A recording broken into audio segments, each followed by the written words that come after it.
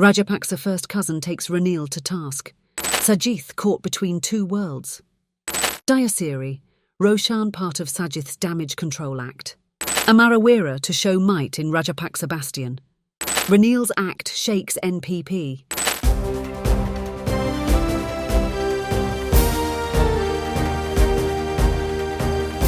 The leader, දේශයට මග කියන ප්‍රවෘත්ති පෙළගැස්ම. Rajapaksa first cousin takes Ranil to task. Just like weather, politics is in store for significant and decisive changes that will impact politicians as well as public life. With around 120 days to go for presidential polls, lawmakers are trying to figure out the best possible candidate to support as they strive to take sides in an attempt to get re-elected and satisfy themselves with a portfolio. According to last Sunday's Deshaya, some opposition MPs met a SLPP big shot to know for certain if that party will support the top man at the upcoming election. Surprised by the question, he inquired from them about the reason for asking that. They came out with the truth that they are getting invites from the top man to join him. So they want to know for sure if he will get the SLPP's support, without which he doesn't have a fighting chance, they explained. Stressing that they are still undecided, the SLPP big shot advised them to decide for themselves. Anyway, Namal and the Rajapaksas are annoyed with President Ranil Wickremesinghe these days. They believe he is conspiring to divide the SLPP. For his part, Rajapaksa first cousin Udayanga Wiratunga asks if Ranil can be forgiven for what he had done to the Rajapaksas during the good governance regime. On Facebook, he made strong criticism of the SLPP politicians who speak and act in support of Ranil. However, Ranil is garnering the support of SLPP MPs, a vast majority of whom want him given 5 more years in the top seat. Udayanga's agony is understandable, but the Rajapaksas should know that others with them too have a primary ambition of gaining power. They act accordingly.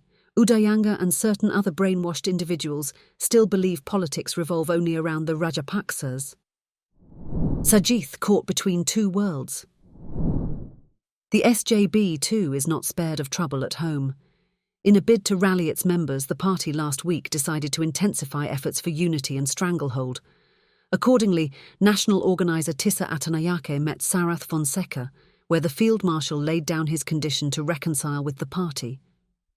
Fonseca, who is also the chairman of the SJB, demanded that he be made the presidential candidate. This makes it very clear that he will have nothing to do with Sajith anymore. The party has already announced the leader will contest. Fonseca's senior advisor, Dr. Sanaka de Silva, is predicting that one will become independent very soon.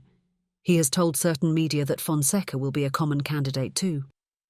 In another headache for Sajith, senior lawmaker Imitiaz Bakir Markar has asked that he be made the Beruwala electoral organiser.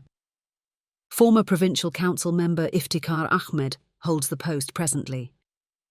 According to SJB sources, the matter arises from a dispute among families. When Sajith offered him Panadura, Imitiaz insisted on Beruwala. Or else he said his son should be appointed as an organiser for Kandy. However, Sajith said it was not practical to appoint 2 Muslims as co-organisers for Kandy. What the SJB leader proposed as a settlement was to bring Imitiaz to Parliament again on the national list.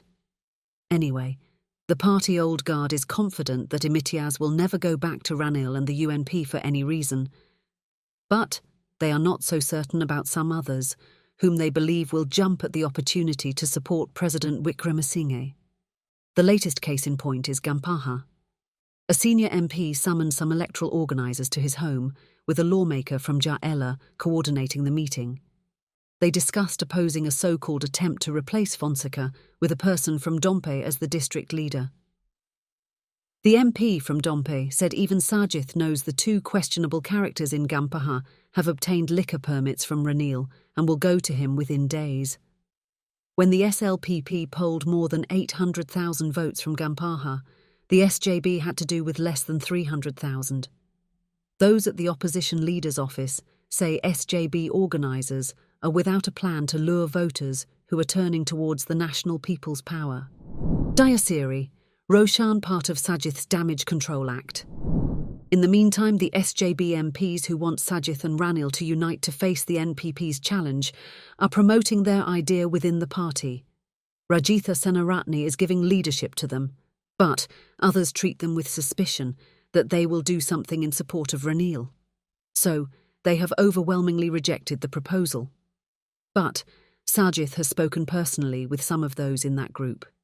He is also talking to government breakaway independents individually and collectively.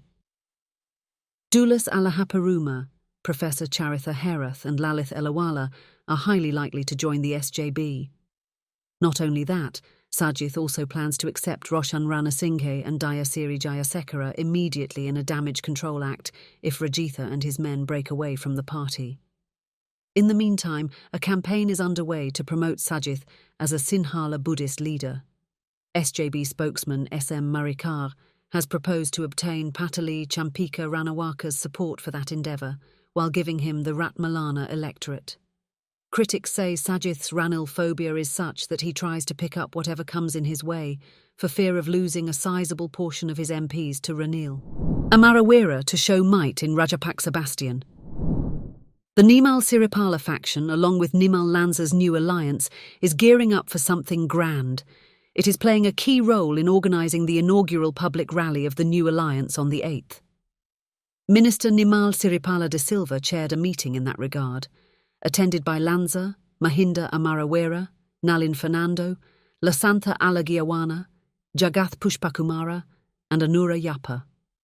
Amarawira explained matters and told others not to bring their supporters to the rally, as it will only have his supporters from Hambantota. Nalin wanted to know if the venue was finalised.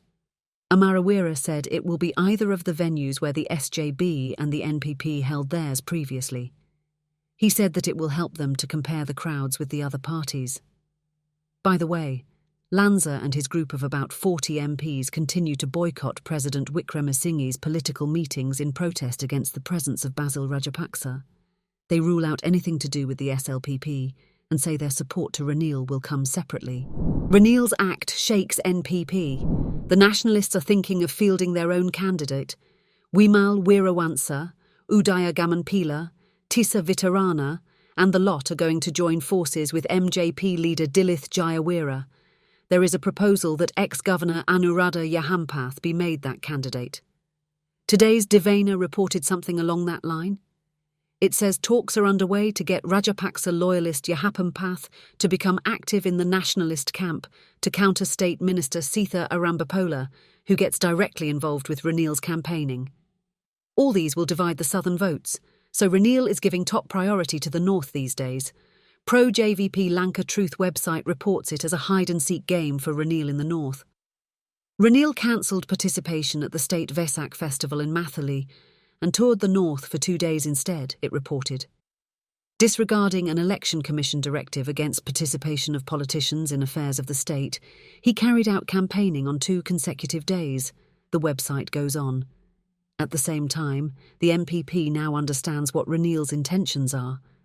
The tussle for the presidency is transforming into a 3-horse race unlike in the past, where it was always between 2 candidates.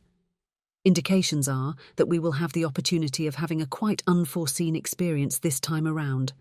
That's it for today.